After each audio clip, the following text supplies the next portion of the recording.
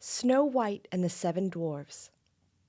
It was the middle of winter, when the broad flakes of snow were falling around, that the queen of a country very, very far away sat sewing a piece of fine embroidery and looking out her open window. The frame of the window was made of fine black ebony wood, and as she sat looking upon the snow, she stuck her finger with a needle, and 3 drops of blood fell upon it. Then she gazed thoughtfully upon the red drops that sprinkled the white snow, and said, "I wish that my little daughter may be as white as that snow, as red as that blood, and as black as this ebony window frame." And so when the little girl really did grow up, her skin was as white as snow, her cheeks as rosy as the blood, and her hair as black as ebony wood, and she was called Snow White. But this queen died, and the king soon married another wife, who became queen, and was very beautiful, but so vain and proud of her beauty that she could not bear to think that anyone could be lovelier than she was. She had a magical looking-glass, to which she used to go to, and then she would gaze upon herself in it and say, "Tell me, glass, tell me true, of all the ladies in the land, who is fairest? Tell me, who?" And the glass had always answered, "You, queen, are the fairest in all the land." But Snow White grew more and more beautiful, and when she was 7 years old, she was as bright as the day and fairer than the queen herself.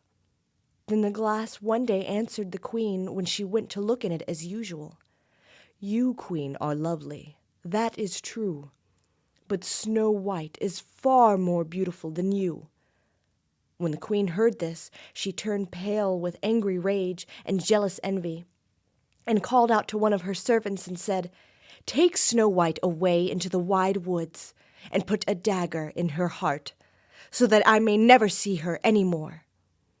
Then the servant led her away, but his conscience troubled him when Snow White begged him to spare her life. And he said, "I will not hurt you, you pretty child."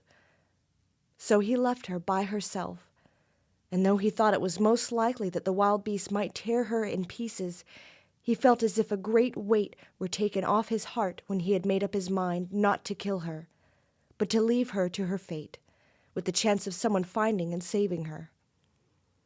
Then poor Snow White wandered along through the woods in great fear, and the wild beasts roared about her, but none did her any harm. In the evening she came to a cottage among the hills, and went in to rest, for her little feet would carry her no further. Everything was clean and neat in the cottage. On the table was spread a white cloth, and there were 7 little plates, 7 little loaves of bread, and 7 little glasses with apple juice in them, and 7 knives and forks laid in order, and by the wall stood 7 little beds. As she was very hungry, she picked a little piece of each bread loaf and drank a very little juice out of each glass, and after that she thought she would lie down and rest. So she tried all the little beds, but one was too long, and another was too short, another too wide, another too narrow, till at last the 7th bed suited her, and there she laid herself down and went to sleep. By and by in came the masters of the cottage. Now they were 7 little dwarfs that lived among the mountains and dug and searched for gold. They lighted up their 7 lamps and saw at once that all was not right. The first said, "Who has been sitting on my stool?" The second, "Who has been eating off my plate?" The third, "Who has been picking my bread?" The fourth, "Who has been meddling with my spoon?" The fifth, "Who has been handling my fork?" The sixth, "Who has been cutting with my knife?" The seventh, "Who has been drinking my juice?" Then the first looked round and said, "Who has been lying on my bed?" And the rest came running to him, and everyone cried out that somebody had been upon his bed. But the 7th saw Snow White, and called all his brethren, that is, all his brothers, to come and see her. And they cried out with wonder and astonishment, and brought their lamps to look at her, and said, "Good heavens, what a lovely child she is!" And they were very glad to see her, and took care not to wake her. And the 7th dwarf slept an hour in 7 different beds, with each of the other dwarfs in turn, till the night was gone. In the morning, Snow White told them all her story, and they pitied her and felt sad for her, and they said if she would keep all things in order, and cook and wash and knit caps for them, she could stay where she was, and they would take good care of her. They went out all day long to their work, seeking for gold and silver in the mountains. But Snow White was left at home, and they warned her and said, "The queen will soon find out where you are, so take care and let no one in."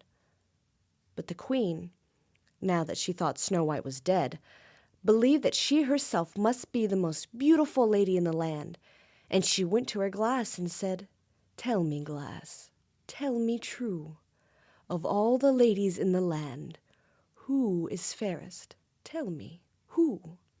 And the glass answered, "You, queen, the fairest in the land, it's true, but over the hills, in the green wood shade, where the 7 dwarfs their dwelling have made, there Snow White is cooking their stew, and she is far more beautiful, O queen, than you."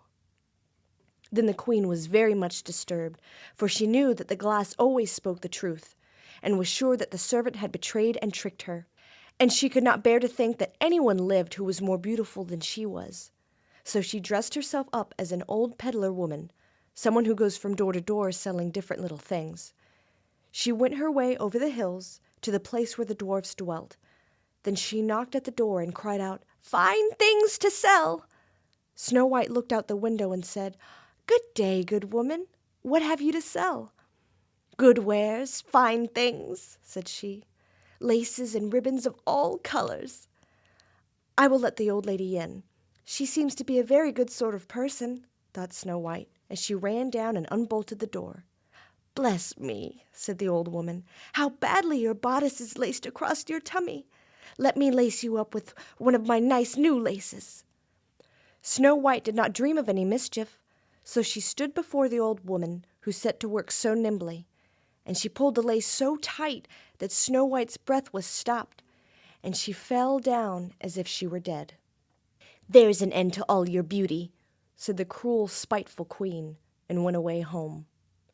In the evening the 7 dwarfs came home, and I need not say how grieved and sad they were to see their faithful Snow White stretched out upon the ground, as if she was quite dead. However, they lifted her up, and when they found what ailed her, they cut the lace, and in a little time she began to breathe, and very soon came to life again. Then they said, "The old woman was the queen herself. Take care next time and let no one in when we are away." When the queen got home, she went straight to her glass and spoke to it as before, but to her great grief it still said, "You, queen, are fairest in all the land, it's true, but over the hills, in the green wood shade, where the 7 dwarfs their dwelling have made, there Snow White is cooking their stew, and she's far more beautiful, O queen, than you." Then the blood ran cold in her heart with spite and malice, to learn that Snow White still lived, and she dressed herself up again, but in quite another dress from the one she wore before, and took with her a poisoned comb. When she reached the dwarf's cottage, she knocked at the door and cried out, "Fine wares to sell!" But Snow White said, "I don't dare let anyone in." Then the queen said, "Oh, look at my beautiful combs!" and gave her the poisoned one, and it looked so pretty that Snow White took it up and put it into her hair to try it. But the moment it touched her head, the poison was so powerful that she fell down senseless. "There you may lie," said the queen, and went her way. But by good luck the dwarfs came in very early that evening, and when they saw Snow White laying on the ground, they thought what had happened, and soon found the poisoned comb. And when they took it away, she got well, and told them all that had passed, and they warned her once more not to open the door to anyone. In the meantime, the queen went home to her glass, and shook with rage and anger when she received the very same answer as before, and she said, "Snow White shall die, if it costs me my life." So she went by herself into the chamber, and got ready a poisoned apple. The outside looked very rosy and tempting, but whoever tasted it was sure to die. Then she dressed herself up as a farmer's wife, and traveled over the hills to the dwarf's cottage, and knocked at the door. Snow White put her head out of the window and said, "I dare not let anyone in, for the dwarfs have told me not to." "Do as you please," said the old woman, "but at any rate take this pretty apple. I will give it to you." "No," said Snow White, "I dare not take it." "You silly girl," answered the other, "what are you afraid of? Do you think it's poisoned? Come, just eat one part, and I will eat the other." Now the apple was so prepared that one side was good, though the queen had poisoned the other side. Then Snow White was much tempted to taste, for the apple looked so very nice, and when she saw the old woman eat, she could wait no longer, but she had scarcely put the piece into her mouth when she fell down dead upon the ground. "This time nothing will save you," said the queen, and she went home to her glass, and at last it said, "You, queen, are the fairest of all the fair." And then her wicked heart was glad, and as happy as such an evil heart could be. When the evening came, and the dwarfs had gone home, they found Snow White lying on the ground. No breath came from her lips, and they were afraid that she was quite dead. They lifted her up and combed her hair, and washed her face with perfume and water. But all was in vain, and nothing helped, for the little girl seemed quite dead. So they laid her down upon a platform, a kind of table bed, and all 7 watched and wept for her for 3 whole days. And then they thought they would bury her, but her cheeks were still rosy, and her face looked just as it did while she was alive. So they said, "We will never bury her in the cold ground." And they made a coffin of glass, so that they might still look at her, and wrote upon it in golden letters what her name was, and that she was a king's daughter. And the coffin was set among the hills, and one of the dwarfs always sat by and watched it. And the birds of the air came too, and sang sad songs for Snow White. First of all came an owl, and then a raven, and at last a dove, and sat by her side. And thus Snow White lay for a long, long time, and still only looked as though she was asleep, for she was even now as white as snow, and as red as blood, and as black as ebony wood.